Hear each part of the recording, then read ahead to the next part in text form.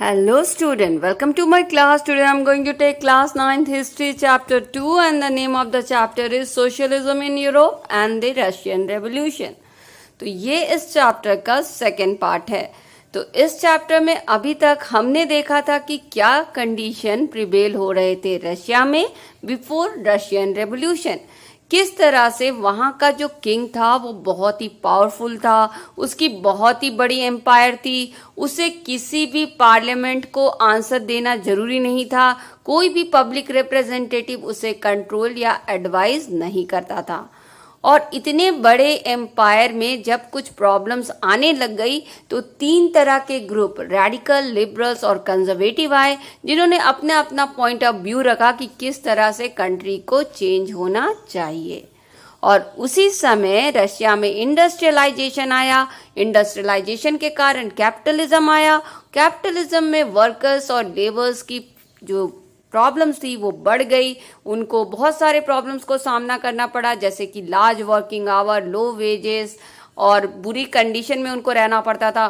तो इस तरह की जब प्रॉब्लम्स आपके वर्कर्स और लेबर्स फेस करने लगे तो उसको आंसर्स देने के लिए सोशलिस्ट ने सोशलिज्म को सपोर्ट किया और सोशलिज्म का कॉन्सेप्ट लोगों के सामने रखा, जिसमें सब कुछ का कंट्रोल आपके पब्लिक के हाथ में रहता है, सबका कंट्रोल सोसाइटी के हाथ में रहता है। तो इस तरह का जब कॉन्सेप्ट रखा गया वर्कर्स एंड लेबर्स के सपोर्ट में, तो लेबर्स एंड वर्कर्स ने उसे एक्सेप्ट किया और अपने ऑर्गेनाइजेशन एंड यूनियंस फॉर्म करने शुरू कर दिए और धीरे धीरे वो यूनियंस पॉलिटिकल पार्टीज में चेंज होने लगा। ये सोशलिज्म का आइडिया ना केवल रशिया में फैला बल्कि पूरे यूरोप में भी ये आइडिया फैलने लग गया। और उसी समय जो सोशलिज्म रशिया में आया था वो सोशलिज्म दो पार्ट में डिवाइड हो जाता है, मेंशेविक और बोल्शेविक में, क्योंकि उनके मेंबर्स के बीच में कुछ बातों को लेकर के डिसएग्रीमेंट हो जाती है। तो अब हम देखते हैं कि ये जो इतना ज़्यादा सोशलिज्म फैल गया यूरोप में, उसके बाद फाइनली रशिया में रेवोल्यूशन कैसे स्टार्ट हो गया। तो आपने देखा कि अब वर्कर्स यूनाइटेड होने लग गए हैं, मिल करके लड़ने लग गए हैं और वो मिल करके अपने डिमांड्स आगे रखने लग गए हैं। तो अब क्या होता है, एक बार एक टर्मोइल आता है 1905 में, एक बहुत बड़ा उतार चढ़ाव आता है। 1904 में क्या होता है, जो प्राइस होती है इसेंशियल गुड्स की वो बढ़ जाती है। जब इसेंशियल गुड्स की प्राइस बढ़ जाती है तो रियल वेज उनका डिक्रीज हो जाता है 20% से। तो रियल वेज कैसे डिक्रीज हो जाता है प्राइस बढ़ने से, तो देखो अगर कोई संभव एक राइस है 20 रुपीज केजी मिल रहा था और एक आदमी का वेज है 100 रुपीज, तो पहले वो 100 रुपीज में 5 केजी राइस खरीद सकता था। मगर जब वो राइस का दाम 20 से 25 हो जाता है तो अब वो उस 100 रुपीज से सिर्फ 4 केजी राइस खरीद सकता है, क्योंकि अब वो उस राइस का दाम 20 से 25 हो गया। तो क्या हुआ, इसका जो वेज है ना उसका रियल वैल्यू क्या हो गया, डिक्रीज हो गया। पहले उसी वेज 100 रुपीज ऑफ वेज से उसको 5 केजी राइस मिलता था, अब उस वेज से उसको सिर्फ 4 केजी राइस मिल रहा है, यानी कि उसका रियल वेज का वैल्यू क्या हो गया, कम हो गया। तो ऐसा ही सिचुएशन आता है आपके रशिया में, क्योंकि प्राइस इंक्रीज हो जाती है इसलिए रियल वेज आपका डिक्रीज हो जाता है वहां पे लोगों का। तो वर्कर्स बहुत दुखी हो जाते हैं, क्योंकि ऑलरेडी वो उनके पास लो वेजेस था, अपनी नीड्स को वो बहुत मुश्किल से फुलफिल कर पाते थे। तो जब ये प्राइस राइज होता है तो वो दुखी होते हैं, और क्योंकि इनको अब यूनियन बनाना, ऑर्गेनाइजेशन बनाना, अपने डिमांड रखना आ चुका था, तो वो डिमांड करते हैं मिलकर कि प्राइस को डिक्रीज कर दिया जाए। तो जब ये डिमांड वर्कर्स रख रहे थे उसी समय 4 मेंबर्स को, जो वर्कर्स के थे, 4 लीडर्स जो थे वर्कर्स के, उनको वर्क से निकाल दिया जाता है ताकि इनकी यूनियनबाजी बंद हो जाए। तो जब उन 4 लीडर्स को, 4 वर्कर्स को निकाल दिया जाता है क्योंकि वो डिमांड कर रहे थे कि प्राइस कम हो, तो 1,10,000 वर्कर्स मिल करके सेंट पीटर्सबर्ग में एक साथ स्ट्राइक में चले जाते हैं और वो डिमांड करते हैं कि अब हमारे वर्किंग आवर को कम किया जाए और सिर्फ 8 आवर वर्किंग आवर रखा जाए, हमारे वेजेस को इंक्रीज किया जाए, हमारे कंडीशन को इम्प्रूव किया जाए। तो इस तरह के वो 1,10,000 वर्कर्स मिलकर डिमांड करने लगते हैं और फिर वो 1,10,000 वर्कर मिलकर के एक प्रोसेशन निकालते हैं फादर गेपॉन के साथ और विंटर पैलेस यानी किंग के पैलेस की तरफ मार्च करने लगते हैं। और तब जब किंग को पता चलता है, जार जो किंग वहां के किंग को क्या कहते थे, जार कहते थे, तो जब जार को पता चलता है कि 1,10,000 वर्कर मेरे पैलेस की तरफ आ रहे हैं, तो वो पुलिस और आर्मी को वार्न कर देता है और उनको रोकने के लिए कहता है। तो जब पुलिस एंड आर्मी उनको रोकने लगती है तो 100 वर्कर्स मारे जाते हैं और 300 वर्कर्स वुंडेड यानी कि उन्हें बहुत बुरी तरह से चोट लग जाती है। और इतना खून खराबा उस समय होता है, वो संडे का दिन था, इसीलिए उस इंसिडेंट को कहा जाता है ब्लडी संडे, क्योंकि इसमें बहुत ज़्यादा खून खराबा होता है और ये एक संडे का दिन था। तो जब ब्लडी संडे का इंसिडेंट होता है, इसके बाद सिचुएशन और भी ज़्यादा वहाँ पे वर्स हो जाती है। लोग और भी ज़्यादा गुस्सा हो जाते हैं कि इतने लोग कैसे मारे गए। सारी यूनिवर्सिटी बंद होने लगती है, साइंटिस्ट, डॉक्टर सब यूनियन बनाने लगते हैं और यूनियंस का यूनियंस बनने लगा, यानी कई यूनियंस मिलकर के बहुत बड़ा यूनियंस बनाना शुरू कर देते हैं और सब कहते हैं कि कॉन्स्टिट्यूएंट असेंबली यानी कि पार्लियामेंट रशिया में लाया जाए, क्योंकि अब 20th सेंचुरी का स्टार्टिंग भी हो चुका था और जार ने अभी तक कोई पार्लियामेंट कंपोज नहीं किया था, अभी तक कोई पार्लियामेंट रशिया में नहीं आई थी। पब्लिक चाहती थी कि ये जरूरी है कि एक पार्लियामेंट आए और रशिया के जो जार है उनको कंट्रोल और एडवाइस करे, उनको हेल्प करे, क्योंकि उन्हें लगा ये जो ब्लडी संडे का जो इंसिडेंट हुआ है, अगर कोई पार्लियामेंट होती, पार्लियामेंट में कुछ लोग होते जो राजा को सजेशन देते, जो जार को सजेशन देते, तो शायद जार ये इस तरह का डिसीजन नहीं लेता और इतना ज़्यादा खून खराबा नहीं होता, क्योंकि कोई एडवाइस देने वाला नहीं है जार के पास, कोई उनको कंट्रोल करने वाला नहीं है, इसीलिए इस तरह की इंसिडेंट हो सकी। तो अब लोगों का ये बहुत ही ज़्यादा डिमांड होने लगा कि अब एक पार्लियामेंट आपके रशिया में होना ही चाहिए। तो ये सारा जो इवेंट है ना, ये जो ब्लडी संडे हुआ और लोगों का यूनियन बनना और यूनियन बन करके डिमांड करना कि पार्लियामेंट हो, अब पार्लियामेंट आना चाहिए, ये सारा इंसिडेंट मिल करके कहलाता है 1905 रेवोल्यूशन। तो ये जो आपका रशियन रेवोल्यूशन है ना, वो ऐसा नहीं कि एक इंसिडेंट है जो रशियन रेवोल्यूशन है। रशियन रेवोल्यूशन एक्चुअली 3 रेवोल्यूशन मिल करके रशियन रेवोल्यूशन बनाते हैं और 1905 का रेवोल्यूशन उनमें से एक रेवोल्यूशन है। ठीक है, तो उनमें से एक रेवोल्यूशन है आपका 1905 का रेवोल्यूशन। इसके बाद एक और रेवोल्यूशन आएगा, फरवरी रेवोल्यूशन, और उसके बाद आएगा अक्टूबर रेवोल्यूशन। ये तीनों रेवोल्यूशन एक्चुअली मिल करके आपका कंबाइन होकर के बनाते हैं रशियन रेवोल्यूशन। ठीक है, तो इन सारे इंसिडेंट को, ये क्या हो रहा है, ये आपका 1905 का रेवोल्यूशन है, ब्लडी संडे, और ये इसके बाद यूनियन बनना और डिमांड करना कि ड्यूमा आए यानी पार्लियामेंट आए। ड्यूमा यानी वहां के पार्लियामेंट को वो लोग ड्यूमा कहते थे, तो पार्लियामेंट आए रशिया में, ये डिमांड करना, ये सब ही आपका 1905 का रेवोल्यूशन है। तो फाइनली जब सिचुएशन बहुत ही बिगड़ जाती है ना, तो फिर जो जार होता है वो एग्री कर देता है कि ठीक है, मैं ड्यूमा बनाने के लिए रेडी हूं, मैं एक पार्लियामेंट बनाऊंगा जो मुझे एडवाइस किया करेगी।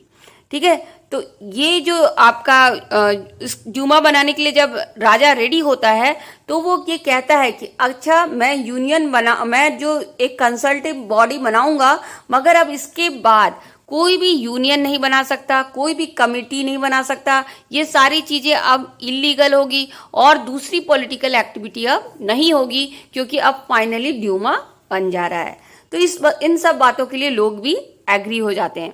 तो फिर आपका जो जार है वो अपना फर्स्ट ड्यूमा बनाता है और ये फर्स्ट ड्यूमा फॉर्म हो जाता है जो राजा को एडवाइस करेगा, मगर 75 डेज के अंदर ही राजा इस ड्यूमा को डिसमिस कर देता है, क्योंकि ये ड्यूमा आपका डर के मारे बनाया था राजा ने। कुछ उस राजा की कोई इंटेंशन नहीं थी कि वो ड्यूमा बनाए और अपने आप को कंट्रोल करे, वो तो बस पब्लिक को शांत करने के लिए उसने ड्यूमा बना दिया था।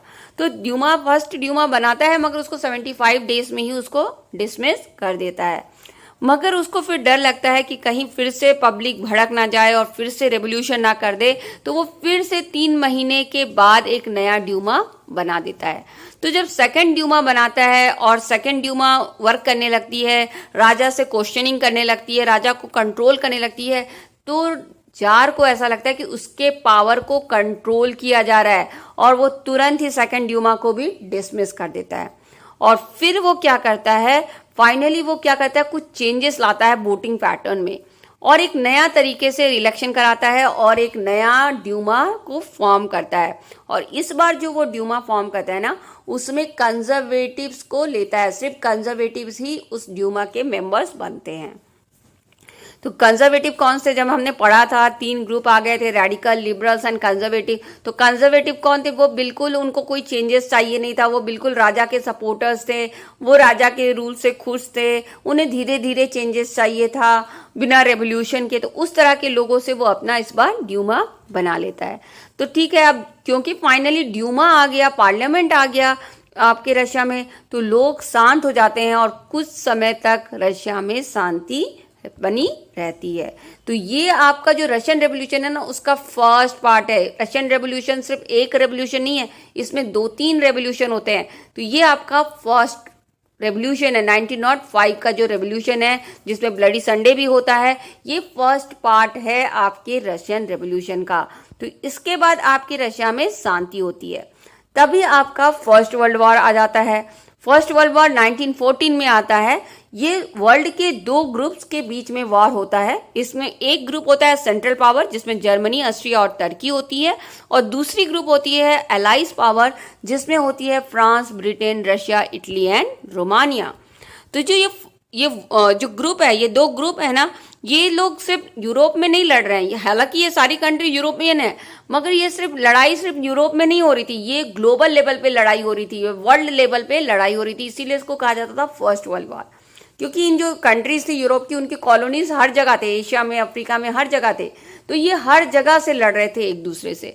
तो ये ग्लोबल और एक वर्ल्ड वॉर के रूप में कन्वर्ट हो जाता है। और इस वॉर में जो रशिया होता है ना, रशिया की जो इंडस्ट्री एंड इकोनॉमी होती है ना, वो बुरी तरह से सैटर हो जाती है। क्योंकि आप देखो, वार लड़ोगे, चाहे आप जीतोगे या आप हारोगे, आपकी इकोनॉमी में बुरा इफेक्ट आएगा उससे। तो रशिया को बहुत ही बुरा इफेक्ट का सामना करना पड़ता है इस वॉर के कारण। हालांकि फर्स्ट वर्ल्ड वॉर जब खत्म होती है ना, तो एलाइज पावर ही जीतता है, रशिया जिस ग्रुप में रहती है वही जीतता है। मगर जो बिगिनिंग होता है जब वॉर का, तब रशिया एक्चुअली जो उस समय उतना अच्छा कंडीशन रशिया का नहीं होता। तो जब वार को स्टार्ट किया जाता है, तब तो खैर रशियन जो लोग थे वो खुश थे वार से, वो लड़ना चाहते थे जर्मनी से, और वो बिल्कुल अपोज हो गए थे जर्मनी के, और अपने जार को पूरा सपोर्ट दे रहे थे कि हम फर्स्ट वर्ल्ड वॉर में आपके साथ हैं। मगर क्या होता है, जो ये इतना ज़्यादा अपोजिशन होता है ना, जर्मनी के लिए जो बहुत ज़्यादा अपोजिशन होता है, वो इतना बढ़ जाता है कि मान लो एक प्लेस था जिसका नाम था सेंट पीटर्सबर्ग। उसका नाम, क्योंकि वो जर्मन नेम था सेंट पीटर्सबर्ग, उसको बदल के उसका नाम रख दिया गया पेट्रोगार्ड। ठीक है। और जो जार थी ना, जो उनकी वाइफ थी जरीना, जार की जो वाइफ जरीना थी, जिसका नाम अलेक्जेंड्रा था, वो भी एक्चुअली जर्मन ओरिजिन की थी। तो लोगों का जो हेट्रेट था ना, वो जरीना के लिए भी बढ़ जाता है। मतलब कि वो जर्मनी से हेट करते करते अपनी जरीना को भी हेट करने लगते हैं, क्योंकि इनकी इकोनॉमी और इंडस्ट्री को हार्म हो रहा था जर्मनी की वजह से। तो जर्मनी की ओरिजिन वाली इनकी जरीना, मतलब कि जर्मन ओरिजिन की इनकी जरीना अलेक्जेंड्रा थी, इसलिए अलेक्जेंड्रा से भी वो हेट करना शुरू कर देते हैं। स्पेशली जो अलेक्जेंड्रा थी जरीना, उनका बहुत अच्छा फ्रेंडशिप था उनके एडवाइजर मॉन्क रास्पुटिन से, जिनको वो पसंद नहीं करते थे। पब्लिक का इमेज उनके लिए सही नहीं था रास्पुटिन का। तो उनकी फ्रेंडशिप जो अलेक्जेंड्रा के साथ थी, उसे भी लोग पसंद करना बंद कर देते हैं, और ये इस चीज को भी वो क्रिटिसाइज करने लगते हैं कि अलेक्जेंड्रा और रास्पुटिन की फ्रेंडशिप को भी क्रिटिसाइज करने लगते हैं। तो क्या हो रहा है, ये वॉर में एक्चुअली रॉयल फैमिली की तरफ भी हेट्रेड बढ़ता जा रहा है। ठीक है। उसके बाद आपका क्या होता है, आपका ये जो जर्मनी है ना, वो उसका ना बाल्टिक सी में कंट्रोल हुआ करता था। बाल्टिक सी जो एरिया था, वहीं से रशियन की इंडस्ट्रीज को अपने पूरे सप्लाई आते थे अपनी इंडस्ट्रीज के लिए। तो वो बाल्टिक सी क्योंकि जर्मनी के अंदर था, बाल्टिक सी को जर्मनी क्या करता है, ब्लॉक करने लगता है और रशिया के तरफ जाने वाले सप्लाई को रोकने लगता है। इससे रशिया की इंडस्ट्री पूरी तरह से सफर होने लगती है। और बल्कि रशिया की जो आर्मी भी थी ना, वो जर्मनी से स्टार्टिंग में बिल्कुल हारने लगती है। और इतनी हारने लगती है कि 1917 को क्या करती है, ये जो इनकी जो मिलिट्री होती है, जो आर्मी होती है, वो रिट्रीट करने लगती है, भागने लगती है पीछे की तरफ जर्मनी को छोड़ करके। और जब भागती है वो पीछे की तरफ तो क्या करती है, डिस्ट्रॉय करने लगती है अपने खुद के, रशिया के खुद के फील्ड और इंडस्ट्रीज और सेटलमेंट को डिस्ट्रॉय करने लगती है। क्यों डिस्ट्रॉय करने लगती है? ताकि इसमें जर्मनी, अगर जर्मनी की आर्मी भी पीछे आए तो इनको खाने के लिए कोई भोजन वोजन ना मिले और ये हंगर से पीछे की तरफ अपने लौट जाए और रशिया की तरफ ना आए। तो इसलिए क्या कहते हैं, ये खुद के फील्ड को, खुद के लैंड को, सेटलमेंट को, बिल्डिंग को डिस्ट्रॉय करते हुए अपना पीछे जाने लगते हैं रशियन की आर्मी, और जाते जाते अपने सारी चीजों को डिस्ट्रॉय करते हैं ताकि जर्मनी की आर्मी उनके पीछे ना आ सके, और अगर आए तो वो भूख के कारण मर जाए और पीछे, या तो पीछे भाग जाए। तो इस तरह का जब हरकत करने लगते हैं आपके रशियन की आर्मी, तो आपका क्या होता है, जर्मनी में उस समय जर्मनी के खौफ के कारण और जर्मनी के अटैक के कारण रशिया की 3 मिलियन कैजुअलिटी आती है। 3 मिलियन लोगों का इसमें कैजुअलिटी आता है इस वॉर के कारण, और 3 मिलियन रेफ्यूजी हो जाते हैं रशिया में, क्योंकि ये लोग क्या कर रहे थे, पूरा फील्ड को डिस्ट्रॉय करते हुए, बिल्डिंग को डिस्ट्रॉय करते हुए भाग रहे थे ताकि जर्मन की आर्मी उनके पीछे ना आ जाए। तो 3 मिलियन रेफ्यूजी भी हो जाते हैं और 7 million casualty because of this war इनको फेस करना पड़ता है। तो अब ऐसा सिचुएशन में क्या हो रहा है, रशिया का हालत बिल्कुल ही खराब हो जा रहा है। ठीक है, तो जो ये रशिया के जो सारे आदमी थे वो तो चले गए थे आर्मी में लड़ने के लिए। अब रशिया में जो लेबर का शॉर्टेज हो गया था, क्योंकि सारे आदमी गए थे लड़ने के लिए, तो एग्रीकल्चर सेक्टर में इनका लेबर शॉर्टेज हो गया और फूड सप्लाई का शॉर्टेज हो गया। और जो बचा कुचा फूड था भी जो ना रशिया में, वो पहले आर्मी वालों को भेजा जाता था कि पहले आर्मी वालों को खाना मिलना चाहिए। अब क्या है, रशिया के लोगों के पास फूड शॉर्टेज हो गया। अब इतना ज्यादा शॉर्टेज हो गया कि कई बार तो दंगा लड़ाई हो जाती थी ब्रेड के शॉप में। तो ये कंडीशन आपका रशिया का बहुत ही खराब हो जाता है।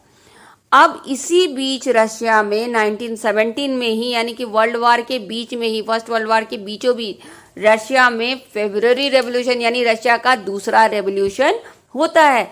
इस समय क्या होता है, रिवर नेवा, एक रिवर थी नेवा रिवर, उस नेवा रिवर के एक साइड में, राइट साइड में वर्कर्स लोग रहा करते थे, वर्कर्स के क्वार्टर्स थे, वर्कर की फैक्ट्री थी।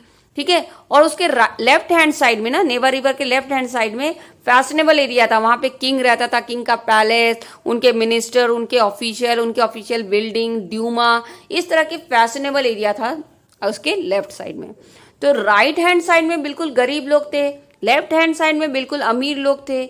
और उसी समय क्या होता है, फूड शॉर्टेज चल रहा है रशिया में, ठंड चल रही थी, ठंड की मौसम चल रही थी, एक्सट्रीम कोल्ड विंटर था, खाने को भोजन नहीं था, स्नोफॉल होने लग गए थे। तो क्या हुआ, इन वर्कर्स का जो सिचुएशन था बिल्कुल खराब हो गया था। एक साइड नेवा रिवर के एक साइड के लोग सफर कर रहे थे और दूसरे साइड के लोग उतने सफर नहीं कर रहे थे, क्योंकि वो तो बड़े बड़े पैलेसेस में रहते थे, उनको खाने का कोई शॉर्टेज नहीं था। तो ये लोग जब देखते थे वर्कर्स कि हम इतने बुरे हालत में रह रहे हैं और वहां पे किसी को कोई फर्क नहीं पड़ रहा, तो इस तरह का जब सिचुएशन हो जाता है ना, तभी एक न्यूज आती है कि ये जो जार है ना, ये जो ड्यूमा हमने बनवाया था 1905 के रेवोल्यूशन से, उस ड्यूमा को जार अब सस्पेंड करने वाला है, इस ड्यूमा को हटाने वाला है। तो एक तरफ तो वर्कर्स पहले ही दुखी थे, अब गुस्सा भी हो जाते हैं। अब वर्कर्स का दुख और गुस्सा बढ़ने लगता है। तो ये जब बढ़ने लगता है तो जो ये फाइनली ये वर्कर्स क्या डिसाइड करते हैं कि हम स्ट्राइक करेंगे। 22 फरवरी 1917 को वो डिसाइड करते हैं कि अब हम स्ट्राइक करेंगे। सारे फैक्ट्रीज को शट डाउन कर देते हैं, सब लोग एक जगह गैदर हो जाते हैं और विंटर पैलेस यानी राजा के पैलेस की तरफ फिर से मार्च करने लग जाते हैं। तो किंग को जब पता चलता है कि इतने सारे लोग मेरे पैलेस की तरफ आते हैं, तो वो पुलिस और आर्मी को सचेत करता है और कहता है कि कर्फ्यू लगा दो ताकि ये सारी पब्लिक पीछे चली जाए। कर्फ्यू लग जाती है, सब लोग पीछे चले जाते हैं, मगर जैसे ही कर्फ्यू हटती है 25 फेब को, वो फिर से वापस पैलेस की तरफ आने लगते हैं। फिर किंग ऑर्डर करता है पुलिस एंड आर्मी को कि इनके ऊपर आइस रखो, इनके ऊपर नजर रखो, और जैसे ही कोई गलत चीज दिखे उनको शूट कर दो, मतलब कि उनको मार डालो। ठीक है, तो इस तरह का जब ऑर्डर दे देता है पुलिस को, आर्मी को किंग, तो क्या होता है, किंग इसी बीच में क्या करता है किंग, एक तरफ तो पूरे पब्लिक को आने से अपनी तरफ रोक रहा है, दूसरे तरफ वो ड्यूमा को सच में डिसमिस कर देता है। और ड्यूमा को जब डिसमिस कर देता है तो ड्यूमा के जो मेंबर्स थे वो बड़े गुस्सा हो जाते हैं और वो मैसेज फैलाने लगते हैं पूरे पब्लिक में कि इस किंग को तो किसी की बात नहीं सुननी है, किसी की एडवाइस नहीं सुननी है, इसीलिए किंग ने हमारे को डिसमिस कर दिया, हमारे ड्यूमा को डिसॉल्व कर दिया। तब डेमोन्स्ट्रेशन और भी जो डेमोन्स्ट्रेटर थे, जो ये पब्लिक थी, वो और भी गुस्सा हो जाती है। अब वो फिर 26 और 27 फरवरी को लौट के आती है और इस बार पुलिस स्टेशन पे अटैक कर देती है, पुलिस स्टेशन के सामानों को डिस्ट्रॉय करने लगती है। पुलिस एंड आर्मी का भी इस रेवोल्यूशन में बहुत ही बड़ा रोल प्ले होता है।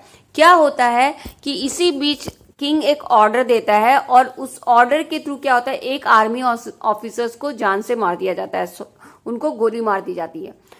इस कुछ गलती होती है उधर के साइड से, तो उस आर्मी ऑफिसर को जान से मार दी जाती है। जब एक आर्मी ऑफिसर को जान से मार दी जाती है तो आर्मी बहुत गुस्सा हो जाती है। आर्मी अब किंग की बात सुनने से रिफ्यूज कर देती है। उनको लगता है कि जब हमारे ऑफिसर को ही किंग मार दे रहा है तो हम कहाँ से सेफ हैं किंग के हाथों में। तो वो किंग का साथ देना बंद कर देते हैं और पब्लिक के साथ मिल जाते हैं। तो अभी क्या हुआ, सिचुएशन ड्यूमा डिसमिस हो गई, पब्लिक गुस्सा में है, पब्लिक दुखी है, पब्लिक का गुस्सा बढ़ता जा रहा है। आर्मी और पुलिस भी अब पब्लिक के साथ मिल जाती है। इसी रेवोल्यूशन में ना कई स्लोगन्स बोले जाते हैं, ब्रेड के ऊपर, वेजेस के ऊपर, वर्किंग आवर्स के ऊपर, डेमोक्रेसी के ऊपर। तो कई स्लोगन भी इस डेमोन्स्ट्रेशन में यूज होते हैं। फाइनली जो डेमोन्स्ट्रेटर थे, ये सारी पब्लिक एंड आर्मी मिल करके डिसाइड करती है कि चलो ड्यूमा में गैदर हुआ जाए। सब ड्यूमा में इकट्ठा हो जाते हैं और डिसाइड करते हैं कि ये जो जार है इसको शांति से कहते हैं कि ये अपने पोस्ट को रिजाइन कर दे और अपने थ्रोन को, अपनी गद्दी को छोड़ दे और वो अपना डिमांड पब्लिक जार के पास रखने के लिए रेडी हो जाते हैं। और ये सब कहाँ हो रहा है, ये कैपिटल सिटी पेट्रोग्राड में हो रहा है, इसलिए इसको पेट्रोग्राड सोवियत भी कहा जाता है। तो अब क्या होता है, ये जो आर्मी का जो कमांडर होता है ना, वो कुछ पब्लिक के साथ मिल करके राजा के पास जाता है, जार के पास जाता है और उनसे कहता है कि आप थ्रोन को छोड़ दो, आप गद्दी छोड़ दो। राजा भी जब देखता है कि पब्लिक आर्मी सब मिल गई हैं, तो अब मेरे लिए सही होगा कि मैं शांति से अपने गद्दी को छोड़ दूं, तो वो राजा एक्सेप्ट कर लेता है कि ठीक है, मैं अपनी गद्दी छोड़ने के लिए रेडी हूं। और वो डिसाइड करते हैं कि अब सोवियत यूनियन यानी कि आपके रशिया में प्रोविंशियल गवर्नमेंट बनेगा। ठीक है, इलेक्शन होगी और यूनिवर्सल एडल्ट फ्रेंचाइजी यानी कि सबको राइट दिया जाएगा वोटिंग का, इलेक्शन होगी और इलेक्शन के थ्रू एक प्रोविंशियल गवर्नमेंट रशिया में बनाई जाएगी। अभी और इसमें सारे जो फ्यूचर्स ऑफ रशिया डिसाइड होते हैं और इस फेब्रुअरी रेवोल्यूशन के कारण रशिया में क्या होता है, मोनार्की का एंड हो जाता है और प्रोविंशियल गवर्नमेंट स्टैब्लिश होती है मेंशेविक पार्टी के अंदर में। ठीक है, क्योंकि मेंशेविक पार्टी ही मेंबर हुआ करते थे लास्ट ड्यूमा के। तो अभी क्या हुआ, फेब्रुअरी रेवोल्यूशन से क्या हुआ, फेब्रुअरी रेवोल्यूशन से मोनार्की फॉर्म ऑफ गवर्नमेंट को हटा दिया गया और एक provincial government under Menshevik establish कर दिया गया। तो ये था आपका फेब्रुअरी रेवोल्यूशन। तो ये फेब्रुअरी रेवोल्यूशन अभी सेकेंड पार्ट है आपके रशियन रेवोल्यूशन का। इसके बाद एक और रेवोल्यूशन होगा और तब जाके आपकी रशियन की रेवोल्यूशन खत्म होगी। ठीक है, तो इसी बीच में एक इम्पॉर्टेंट इंसिडेंट हुआ था, विमेंस डे जो हम सेलिब्रेट करते हैं 8 मार्च को, वो विमेंस डे इसी यहाँ पे जो हुए इवेंट की वजह से सेलिब्रेट किया जाता है। तो इस समय क्या होता है ना, ये जो फेब्रुअरी रेवोल्यूशन चलता है इसमें विमेंस का बहुत ही इंपॉर्टेंट रोल होता है। ना केवल वो कई स्ट्राइक करती हैं मिल करके, बल्कि जो मैन होते हैं ना उनको भी इनकरेज करती है कि तुम लोग फाइट करो, तुम लोग किंग के अगेंस्ट आवाज उठाओ। सिंगल हैंडेडली कई स्ट्राइक वो खुद ऑर्गेनाइज करती हैं, कई लेडीज। एक जो विमेंस डे का जो मॉर्निंग था ना, उस दिन एक्चुअली जो विमेंस डे के सेलिब्रेशन के दिन क्या करती है, ये सारे विमेंस अपना एक रेड बो सारे अपने अपने मैन को देती हैं और उनको इनकरेज करती है कि तुम स्ट्रीट में जाओ और राजा के खिलाफ आवाज उठाओ। इसी में एक लेडी रहती है मार्फा वासिलेवा। तो मार्फा वासिलेवा कौन होती है, मशीन ऑपरेटर होती हैं, मशीन को ऑपरेट करने वाली होती हैं। तो वो एक स्ट्राइक बुलाती हैं और कहती हैं कि हम लोग अब यहाँ पे स्ट्राइक करेंगे क्योंकि सिचुएशन अच्छी नहीं है, और सब लोग उसको सपोर्ट करने लगते हैं मारफा को। तो मारफा को शांत करने के लिए, क्योंकि सारी लेडीज उनके साथ मिल जाती हैं, तो मारफा को शांत करने के लिए रॉयल फैमिली की तरफ से ब्रेड आता है, उनको ब्रेड दिया जाता है कि तुम ये ब्रेड ले लो, अपनी हंगर मिटाओ और स्ट्राइक को बंद करो। तो मारफा क्या करती हैं, ब्रेड तो ले लेती हैं, मगर वो स्ट्राइक बंद करने से मना कर देती हैं। कहती हैं कि मैं तब तक स्ट्राइक नहीं बंद करूंगी जब तक सबकी भूख शांत नहीं होगी। ठीक है, तो ये जो वर्कर्स, ये जो विमेंस हैं, विमेंस वर्क और वर्कर्स सब मिल करके एक साथ स्ट्राइक करने लगते हैं इस पीरियड में। तो इसी समय क्या करते हैं, मैन को भी अपने अपने टूल्स दे देते हैं, वेपन्स दे देते हैं, और कहते हैं कि अपने अपने टूल्स एंड वेपन्स के साथ जाओ और राजा पे अटैक करो। तो इसी विमेंस का कंट्रीब्यूशन देख करके विमेंस डे सेलिब्रेट किया जाता था। आपका आज भी इंटरनेशनल विमेंस डे 8 मार्च को सेलिब्रेट किया जाता है इन्हीं विमेंस के कंट्रीब्यूशन के कारण। ठीक है, तो अब आप बोलोगे कि ये तो फरवरी में हुआ, तो विमेंस डे तो 8 मार्च को पड़ता है, तो ऐसा क्यों है? तो इसका रीजन ये है कि ये जो रशियन कैलेंडर है ना, रशियन एक्चुअली जो रशियन लोग थे वो जूलियन कैलेंडर को फॉलो करते थे 1918 तक, और जो वर्ल्ड है वो ग्रिगोरियन कैलेंडर को फॉलो करता था। तो Gregorian calendar actually Julian calendar से 13 डेज आगे चलता है। ठीक है, बाद में आपके रशिया वाले भी ग्रिगोरियन कैलेंडर को फॉलो करने लगते हैं। तो क्या हुआ, जो चीज एक्चुअली उस समय लगा कि हाँ फरवरी में हुआ था, अगर उसमें 13 डेज और जोड़ दोगे तो वो मार्च में आ जाएगा। तो इसीलिए आपका ग्रिगोरियन कैलेंडर के हिसाब से जो उस समय फरवरी में पड़ा था वो एक्चुअली 8 मार्च का इंसिडेंट है। तो इसीलिए जो आपका जो उस समय जो आपके अभी हिस्ट्री में लिखा रहता है फरवरी, एक्चुअली जो फरवरी रेवोल्यूशन हुआ था वो अगर आज की डेट के हिसाब से देखा जाएगा तो वो मार्च में हुआ था, मगर क्योंकि उस समय वो जूलियन कैलेंडर अपनाया करते थे तो वो उस समय उनका फरवरी चल रहा था। तो ठीक है, उसी समय एक्चुअली जूलियन कैलेंडर के हिसाब से जो डेट फरवरी का था वो अभी ग्रिगोरियन कैलेंडर के हिसाब से मार्च का होना चाहिए। तो इसीलिए वो जो वुमेन्स डे आपका फरवरी में सेलिब्रेट हुआ वो एक्चुअली मार्च में सेलिब्रेट होता है अब। तो अब फरवरी रेवोल्यूशन के बाद क्या होता है, ठीक है, मोनार्की हट गई। मोनार्की हटने के बाद क्या होता है, मोनार्की के जो फरवरी रेवोल्यूशन है, मोनार्की हटाने का जो क्रेडिट जाता है, ये सक्सेसफुल जो हुआ है फरवरी रेवोल्यूशन, उसका क्रेडिट आर्मी को, लैंडलॉर्ड को, इंडस्ट्रियलिस्ट के साथ साथ रेडिकल्स और लिबरल्स को भी जाता है। रेडिकल्स एंड लिबरल्स भी बहुत ही इंपॉर्टेंट रोल प्ले करते हैं फरवरी रेवोल्यूशन के सक्सेस में। तो इस रेवोल्यूशन के बाद क्या होता है, लेनिन लौटता है। लेनिन आपका बोल्शेविक पार्टी का लीडर होता है, वो रिटर्न होता है और गवर्नमेंट से कहता है कि हमारा कुछ डिमांड है उसको फुलफिल किया जाए। ठीक है, और वो एक अप्रैल थीसिस सबमिट करता है गवर्नमेंट के सामने और कहता है कि मेरे कुछ डिमांड है, जैसे उसके डिमांड से कि फर्स्ट वर्ल्ड वार को बंद किया जाए, क्योंकि फर्स्ट वर्ल्ड वार के कारण रशिया को प्रॉब्लम आ रही है और रशिया में इतनी ज़्यादा इंडस्ट्रीज का लॉस और सभी चीज़ का लॉस हो रहा है, इसलिए फर्स्ट वर्ल्ड वार को बंद करो, तो विड्रॉ करो फर्स्ट वर्ल्ड वार से। तो अप्रैल थीसिस में लेनिन डिमांड रखता है गवर्नमेंट के पास, नए मेंशेविक गवर्नमेंट के पास डिमांड रखता है कि फर्स्ट वर्ल्ड वार को बंद करो, लैंड को रीडिस्ट्रीब्यूट करो, लैंड को फार्मर्स के भी बांट दिया जाए, और जो ये बैंक है ना, ये सारे बैंक को नेशनलाइज कर दिया जाए, गवर्नमेंट बना दिया जाए। तो इस तरह के डिमांड अप्रैल थीसिस में लेनिन लेकर के आता है और मेंशेविक गवर्नमेंट के पास उसे रख देता है। तो लेनिन ये अनाउंस करता है कि मैं अभी भी अपना लड़ाई बंद नहीं करूंगा, मैं तब तक लड़ता रहूंगा जब तक जो मेरे अप्रैल थीसिस की जो डिमांड है ना उसको फुलफिल नहीं किया जाए। और वो बोल्शेविक पार्टी को कम्युनिस्ट पार्टी में टर्न कर देता है, उसको रीनेम कर देता है, उसको बना देता है कम्युनिस्ट पार्टी, और उनसे कहता है, जो रेडिकल्स होते हैं ना उनको कहता है कि अब तुम नए रेडिकल एम के साथ लड़ो और मेंशेविक गवर्नमेंट को कहो कि ये सारी चीजें, ये सारे डिमांड्स को फुलफिल किया जाए। तो पहले तो लोग इस लेनिन को सपोर्ट नहीं करते हैं, उनका कहना था कि नई गवर्नमेंट बनी है, इसको थोड़ा सपोर्ट चाहिए, इसको थोड़ा टाइम चाहिए और उसको टाइम दिया जाए।